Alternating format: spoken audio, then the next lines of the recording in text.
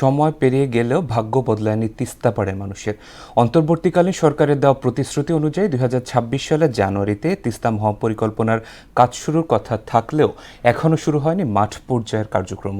রাজনৈতিক পট পরিবর্তনের আর সিদ্ধান্তহীনতায় ঝুলে থাকা এই প্রকল্প নিয়ে চরম হতাশ উত্তরের বাসিন্দারা। লালমনিরহাট প্রতিনিধি সুমন খানের পাঠানো প্রতিবেদন। আমরা আশা করি ২০২৬ সালের ১ জানুয়ারি আমরা তিস্তা প্রকল্পের কাজটা শুরু করে দিতে পারব। তিস্তা মহাপরিকল্পনা নিয়ে গত বছরে বেশ আশার বাণী শুনিয়েছিলেন সংশ্লিষ্টরা। খোদ পানি সম্পদ উপদেষ্টাও জানিয়েছিলেন ২০২৬-এর শুরুতেই দৃশ্যমান হবে তিস্তার কর্মযজ্ঞ। কিন্তু যথাসময়ে ক্যালেন্ডারের পাতা উল্টে গেলেও মিলছে না তার আলামত। এমন অবস্থায় শুধু আশ্বাস নয়, তিস্তা মহাপরিকল্পনা বাস্তবায়নে কার্যকর পদক্ষেপ দেখতে চান তিস্তাপাড়ের মানুষ। আমরা বসবাস করি, আমরা অবহেলিত, আমাদের দিয়ে কেউ দেখে না। বৃষ্টি আন্দাজ হয় না, তার জন্য আমরা এই জায়গা খুব কষ্ট আছি। আমরা কিন্তু এখন পর্যন্ত কোনো তিস্তা মহাপরিকল্পনার বাঁধের যে কাজ বা এরকম কোনো প্রস্তুতি আমরা দেখতে পাইনি। রাজনৈতিক অস্থিরতা সহ নানা বৈশ্বিক প্রেক্ষাপটে বারবারই হোঁচট খেয়েছে তিস্তা মহাপরিকল্পনা। ১২,০০০ কোটি টাকার এই প্রকল্পে বিদেশি অর্থায়ন নিশ্চিত করা এবং পানি বন্টন নিয়ে অমীমাংসিত ইস্যুগুলো এখনো বড় বাধা।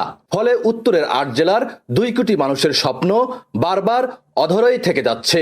শুধু রাজনৈতিক দল, রাজনৈতিক সরকারগুলো এই অঞ্চলের মানুষের সঙ্গে প্রতারণা করেনি, বর্তমান যে সরকার, এই সরকারও মানুষের সঙ্গে প্রতারণা করছেন। তবে তিস্তা নদী রক্ষা আন্দোলনের প্রধান সমন্বয়ক ও কেন্দ্রীয় বিএনপির সাংগঠনিক সম্পাদক অধ্যক্ষ আসাদুল হাবিব দুলু বলেন, দীর্ঘদিন আন্দোলনের পর অন্তর্বর্তী সরকার এবছরের শুরুতেই তিস্তা মহাপরিকল্পনার কাজ শুরুর আশ্বাস দিলেও তা এখনো শুরু হয়নি। তবে বিএনপি ক্ষমতায় গেলে ২ কোটি মানুষের স্বার্থকে অগ্রাধিকার দিয়ে তিস্তা মহাপরিকল্পনার কাজ শুরু করা হবে।